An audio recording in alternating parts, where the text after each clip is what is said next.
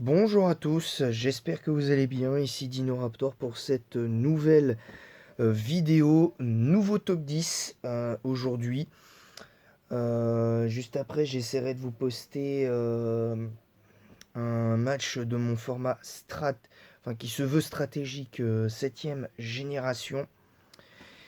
Et on va parler d'un autre top 10 parce que vous vous souvenez, j'avais fait mon top 10 des pires Pokémon du jeu selon mon vécu. J'avais fait les meilleurs Pokémon du jeu selon mon vécu. Il y a eu les pires starters du jeu selon mon vécu. Les meilleurs starters du jeu selon mon vécu. Et là,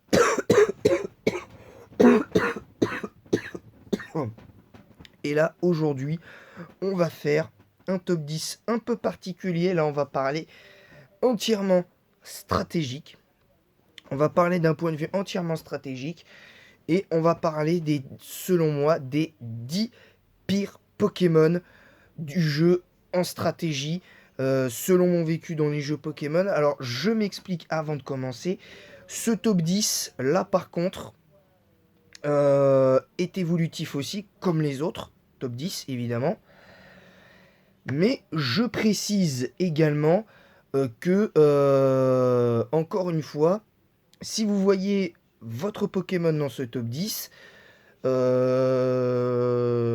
soyez honnête, hein, évidemment, et respectueux envers ce que je dis. Moi, je me forcerai de respecter vos avis, évidemment. Moi, personnellement, les Pokémon que je vous cite dans mes top 10, c'est que non content de les avoir affrontés, je les ai joués. Donc, c'est pour ça que m'octroie entre guillemets le droit de juger ces Pokémon-là par rapport aux dernières aventures que j'ai pu faire avec ces Pokémon. Et donc voilà, donc pour terminer sur cette introduction, concrètement, c'est pour ça qu'aujourd'hui, y a ça à prendre en ligne de compte concrètement. Voilà. Donc,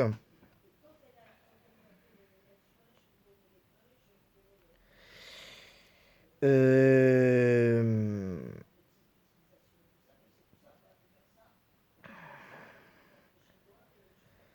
donc on va commencer directement par la 10e place. Et bon, certains ne seront pas d'accord.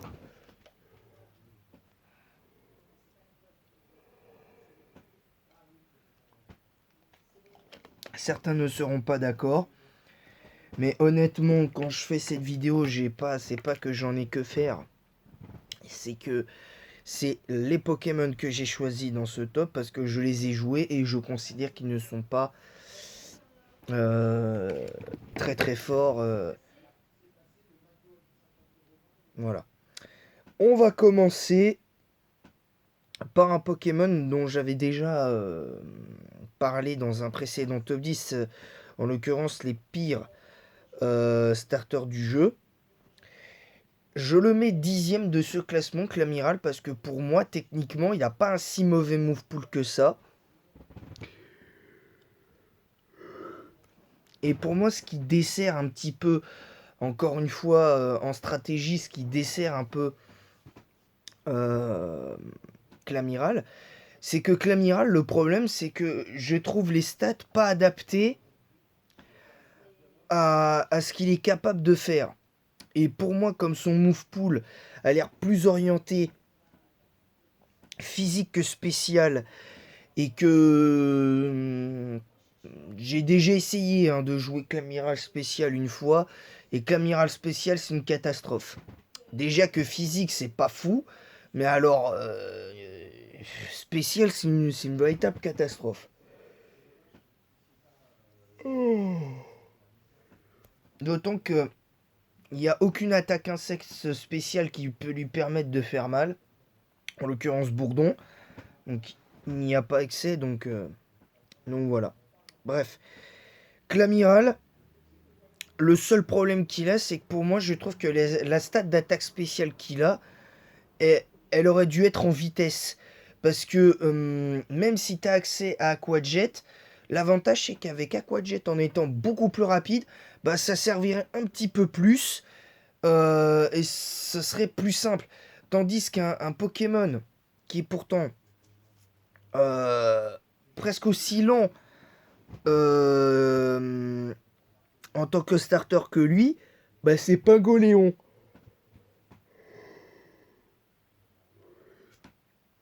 Pour la petite parenthèse, j'ai pas très bien dormi cette nuit, donc j'ai eu quelques légères nausées, donc vous étonnez pas si je baille.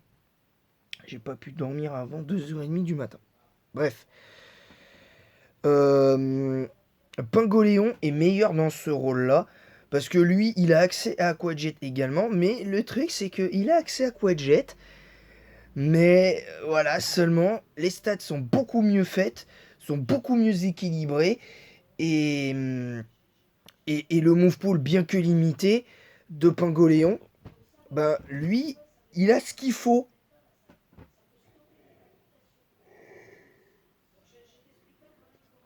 Il a ce qu'il faut.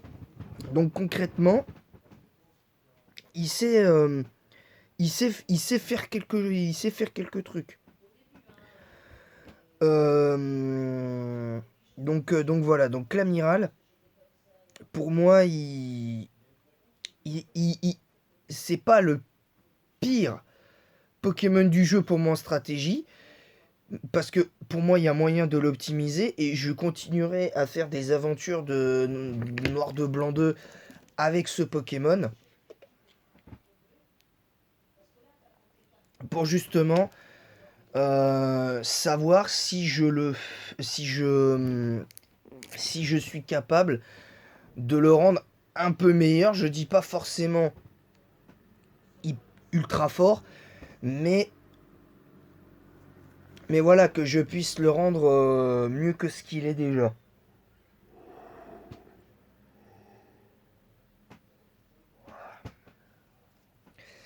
Ensuite, prochain Pokémon, Nidoqueen.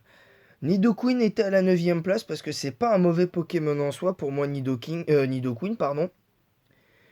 Mais Nidoqueen, pardon, le problème qu'il a, le, je trouve que le problème qu'il a, Nidoqueen, c'est qu'ils ont essayé de faire un Nidoking, peut-être pas forcément mieux,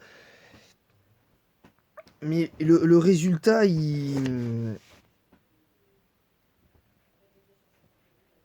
le résultat, il est ce qu'il est. Et concrètement, Nidoqueen, à part avoir, le même double type et, et tout ce qui va avec, ben, en fait, moi, ce qui me gêne, c'est que Nidoqueen est plus orienté spécial et Nidoqueen, à part le combo Volbeam avec Laser Glace plus Tonnerre, avec Bonkburk et Telluriforce, il a rien. Concrètement, il a pas, je crois pas qu'il ait accès à Lance-Flamme pour pouvoir passer le doublement le type acier, donc c'est dommage. Il a certes il a un bon combo, comme Nidoking, il a un bon combo de stab offensif, hein, poison sol. Mais au-delà de ça, je trouve que d'un point de vue stratégique, en aventure, c'est mauvais. En stratégie, c'est mauvais. Donc c'est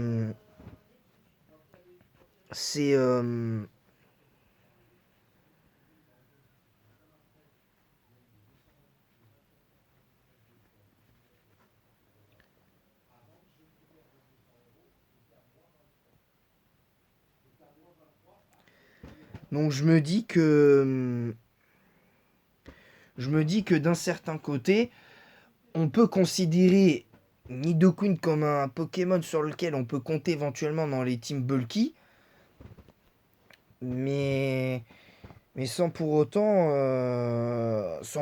faire de gros miracles. Voilà, et j'irais même jusqu'à dire que défensivement, il a l'air meilleur que, que le reste, concrètement. En 8ème position, je mets Girafarig. Alors, Girafarig, c'est à peu près le même problème que Nidoqueen, c'est que Girafarig, le seul truc qu'il a, c'est que c'est un des rares Pokémon qui peut être joué malgré tout nature neutre comme Alligator. Mais le problème pour moi, quelque part, de Girafarig, c'est que Girafarig, le problème, c'est que son double type, pour moi, ne correspond pas à ce ce qui, pour moi, est censé être de base. Moi, je le voyais plus normal spectre, en fait. S'il avait été normal spectre, il aurait été bien meilleur. Parce que, de par son accès à machination, je crois, à plénitude, psycho, ballombre et tout ça, bah il aurait été. Je pense qu'il aurait été bien meilleur. Et il aurait pu faire partie du top 10 des meilleurs Pokémon du jeu en stratégie. Parce que concrètement, là pour le coup, Girafarig en fait, il aurait eu de meilleures stats en attaque spéciale et en vitesse. Ça aurait été plus simple. Vous voyez. Bon, cela dit, ils auraient amélioré un petit peu aussi son attaque pour éventuellement être joué physique parce qu'il a accès à Machouille, il a accès quand même à certains trucs. Mais problème, il n'a pas de boost pour l'attaque. Donc ça aurait été plus dérangeant. Donc ça aurait été un peu dérangeant. 7ème position, je mets Altaria. Altaria, je le mets dedans parce que Altaria, si on parle d'un point de vue, si on parle du point de vue avec la méga, il aurait pu être dans dans le top des meilleurs Pokémon du jeu en strat.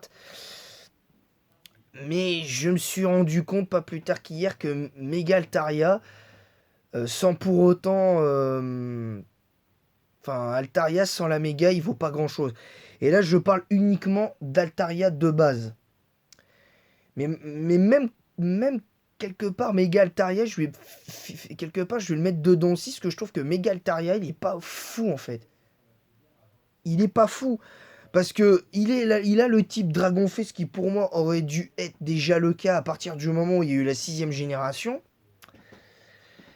Je trouve que les statistiques de Mega Altaria sont beaucoup plus adaptées au truc. Je trouve que les stats de base d'Altaria sont mauvaises. Mais Altaria, très franchement, pour moi, il n'a pas accès à grand chose. Sur le physique, il a accès à Danse Draco, mais il a pas Draco Griffe. Donc, quel est l'intérêt d'avoir Danse Draco et de ne pas avoir Draco Griffe ou éventuellement Draco Charge ou éventuellement l'attaque colère? Enfin, à l'heure actuelle, je ne sais pas s'il a accès à cette attaque-là. Faudra que je regarde. Mais moi, je trouve que son move pool offensif est pas exceptionnel. Il a des stats plus ou moins intéressantes, mais pas exploitables selon moi sur la durée en stratégie. Et je vais y venir aussi par rapport à Roucarnage, et c'est presque le même constat, c'est que Roucarnage sans la méga, ben, c'est la même chose. Roucarnage, comme Altaria, s'il n'y avait pas eu la méga, ce seraient des Pokémon qui seraient vraiment en stratégie très moyen. Et très franchement, selon moi, ces Pokémon-là, ils sont stylés. Il n'y a rien à dire. Pour moi, ils sont stylés. Mais malheureusement, Move Pool moyen, méga très intéressante, voire excellente, même je dirais. Mais au-delà de ça, quand tu vois les talents de Mega Altaria et de Mega Roucarnage, ben, tu te dis, ben, c'est potentiel complètement gâché en fait.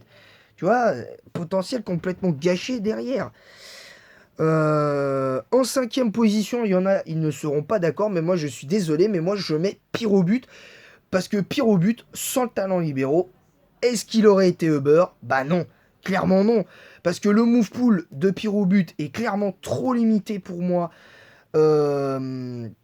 Parce que, comment dire, il est pour le move pool de Pyrobut est clairement trop limité pour être viable en Uber, de par le talent libéraux et le fait que le talent brasier, qui a un très mauvais talent selon moi, parce que c'est pas viable en stratégie, ne lui permet pas, à mon sens, de briller en overuse avec le talent brasier. Moi, Pyrobut, je le mets. Et pour moi, il est celui d'underuse avec le talent euh, brasier. Avec le talent libéraux, oui, il est trop puissant pour l'overuse, ça, il n'y a aucun problème. Mais je trouve qu'il est surcoté. Moi, je trouve le vrai problème de Pyrobut, c'est pas le talent libéraux et son move pool semi-limité, on va dire. Bah, je suis désolé, mais il est surcoté le Pokémon. Le Pokémon est surcoté. Arrêtez de dire que le Pokémon est stylé et fort, parce qu'un Pokémon a beau être stylé, ça ne veut pas dire qu'il est fort en strat. Encore une fois, moi par exemple, j'adore Dracofeu, mais c'est pas pour autant que Dracofeu pour moi est le meilleur Pokémon du jeu en stratégie. Voilà, tout simplement. Donc,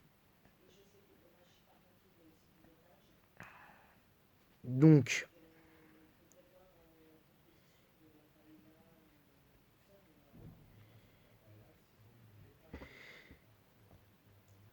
c'est que moi j'estime d'un certain côté que Pyrobut, il aurait eu d'autres petites attaques qui lui permettraient d'être intéressant.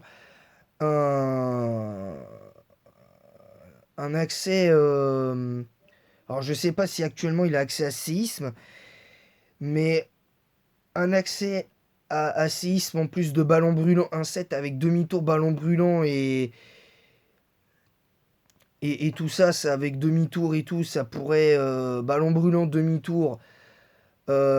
Séisme et pourquoi pas un accès à close combat aurait été plus qu'intéressant pour faire un pivot offensif. Et là, peut-être que là, je réviserai mon jugement un jour, mais ce qui n'est pas près d'arriver.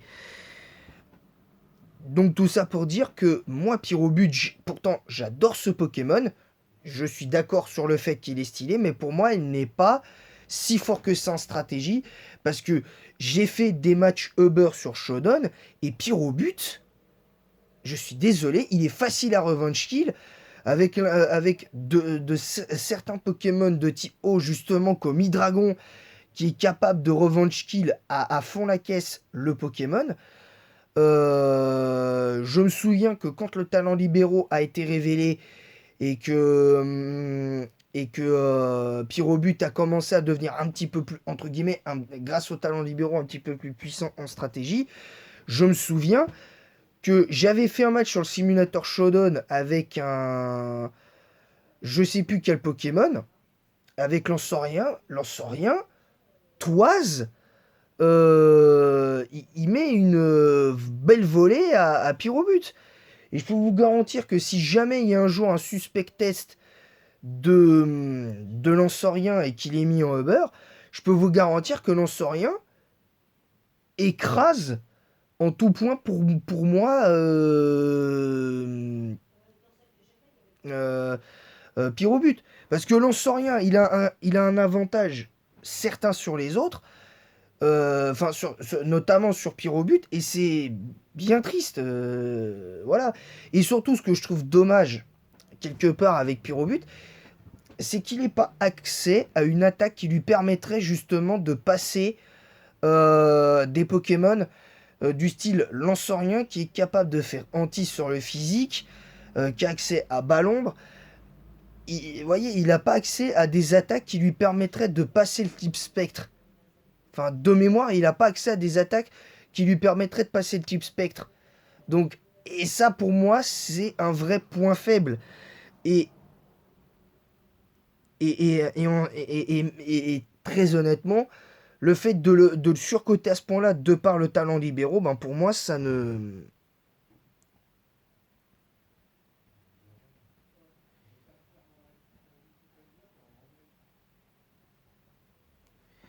C'est, je trouve, désespérant à mon sens de voir que ceux qui se disent fans de Pokémon comme moi principalement, aiment un Pokémon et le considèrent comme le plus puissant Pokémon de tout le jeu, alors que c'est pas le cas.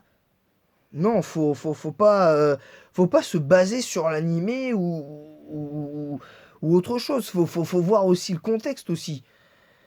Donc voilà. Le Pokémon numéro 4 de ce top 10 des pires Pokémon du jeu en stratégie, c'est Munja. Munja, le problème qu'il a, c'est que son talent, il n'est pas exploitable, bien que très puissant. Pour moi, garde mystique. Avec une meilleure vitesse et une base PV, mettons, de 70 ou 80 avec un bulk de 60 en défense et 60 dans les défenses, ça marchera avec une attaque, même avec une attaque de 90. Avec une base PV un peu supérieure, ça passerait, je pense. Munja, le problème, c'est que, comme les autres, Munja, je le trouve plutôt stylé, mais malheureusement, il est inexploitable, Munja. C'est juste pas possible. Donc voilà, et puis pour ceux qui jouent en stratégie ou même ceux qui jouent pas, vous comprendrez que Munja avec un seul point de vie, le moindre dégât résiduel qu'il va avoir en face de lui, il va se la prendre en pleine face. Donc clairement c'est dommage. Pokémon que j'ai mis en troisième position, ça a été très rapide pour Pyrobut et Munja parce que je veux pas faire une vidéo trop longue. Il y a qu'elle dure depuis plus de 20 minutes. En troisième position, c'est Zoroark et c'est pour les mêmes raisons. Je dis pas qu'il est mauvais. Comme Pyrobut, je dis pas qu'il est mauvais en soi, mais pour moi, il est surcoté. Et le move pool, par contre, c'est pareil. Il n'y a pas vraiment d'option pour Zoroark, je trouve. Il n'y a pas vraiment d'option pour Zoroark. Et ça, pour moi, c'est un problème. Clairement, c'est un problème. Et pour conclure très rapidement aussi sur Zoroark, c'est que je trouve que Zoroark aurait dû avoir un double type. Il aurait dû avoir un double type. Et en l'occurrence, je l'aurais vu, je me sens qu'il a accès à... Comme il a accès à Lance-Flamme, je l'aurais bien vu. Et comme il est capable de créer des illusions, bah, je l'aurais bien vu Ténébreux Feu, quelque part, parce que déjà, ça lui aurait donné une neutralité au type fée. Il aurait gardé une faiblesse au type combat et tout ça, mais il aurait une neutralité fée et insecte. Et il aurait quand même quelque chose qui lui permettrait d'aller au bout, en fait, de ce truc-là. Et ça, c'est dommage. Très rapidement aussi, en deuxième position, je mets Meganium, parce que Meganium, pour moi, offensivement, c'est très mauvais. Mais par contre, les gens ne doivent pas oublier que défensivement, pour moi, Meganium, c'est pratiquement un des meilleurs Pokémon du jeu défensivement. Parce que il a une présence offensive certes très mauvaise, il n'est pas très beau, il y a pas de... Je vais pas vous contredire. Mais stratégiquement parlant, défensivement, il a sa place. Parmi les meilleurs Pokémon du jeu sur le plan défensif. Si je l'ai mis dans ce top-là, il y en a qui me diront pourquoi tu dis ça alors que tu dis que défensivement il est bon. C'est parce que sa présence offensive n'est pas assez développée et ça c'est dommage. Parce qu'il aurait eu accès à d'autres attaques offensives de type plante, même accès à des attaques de type poison pour contrer certains types plantes qui peuvent le gêner, qu'il a accès à une attaque sol sur le spécial comme Telluriforce, qu'il a accès à Bomber par exemple sur le spécial, Direct Toxique sur le physique, enfin qu'il ait accès à des attaques offensives intéressantes et qui lui permettent de venir un petit peu plus facilement. Et là pour le coup, le fait qu'il soit limité à un rôle défensif, ça le dessert un petit peu quelque part. Et là, par contre, il y en a, ils vont pas être forcément d'accord. La première place revient de ce top 10 des pires Pokémon du jeu en stratégie. Bah, c'est Sidérella. Bah, Sidérella, il n'y a qu'une seule raison qui fait que je le mets dedans. Bah, c'est à cause d'un set en stratégie qui est purement défensif. Et qui, j'ai oublié le set exact. C'est la combinaison marquante plus le set purement défensif que ce Pokémon possède en stratégie Pokémon, je crois, depuis son apparition en 5ème génération, lui a valu d'ailleurs une sale réputation, de manière assez claire. Ben là, pour le coup, moi je le mets dedans parce que pour moi, les sets en stratégie, quelque part, et c'est un peu lié à Sidérella, les sets défensifs avec des boosts en esquive ou en défense comme l'attaque Lilliput ou acide armure, ben pour moi c'est des attaques qui devraient même pas exister dans le jeu parce que c'est des attaques qui sont vouées à des joueurs à des petits joueurs selon moi de Pokémon. Parce que quand t'as Pokémon, quand tu joues en ligne, tu rencontres des joueurs qui jouent comme ça, qui jouent le stall. Pour moi, concrètement, je suis désolé, mais ne jouez pas à Pokémon dans ces cas-là. Si vous savez pas jouer un petit peu offensif de temps en temps, vous pouvez éventuellement, je vous empêche pas de jouer des Pokémon défensifs, mais ne vous basez pas là-dessus, quoi. Bon, au bout d'un moment, on m'a appris un truc aussi, c'est qu'il faut pas se baser que sur un seul style de jeu. C'est important d'avoir une variété de styles de jeu qui te permettent de faire quelque chose. Et ça, c'est important. Alors, même si tu as ton propre style de combat de base, essaye de le varier. Et ça, c'est important. Voilà. Donc, j'espère que cette vidéo vous aura plu. Je vais vous récapituler mon top 10. En 10e position, Clamiral. En 9e, Nidoqueen. 8e, Girafarix. 7e, Altaria. 6e, Roucarnage. 5e, Pyrobut. Pour les raisons que je viens d'évoquer, le fait qu'on le surcote et tout. 4e, Munja. 3e, Zoroark. Pour les mêmes raisons que Pyrobut. 2e, Meganium. Et enfin, en première position, Sidérella. À cause de ce set purement infâme. Qui est défensif en stratégie et qui pour moi n'aurait pas dû voir le jour. Voilà. Très, très honnêtement. Voilà. Donc sur ce, j'espère que cette vidéo vous aura plu. Et en attendant la prochaine vidéo, je vous dis à très vite. Et à bientôt. Et bonne journée.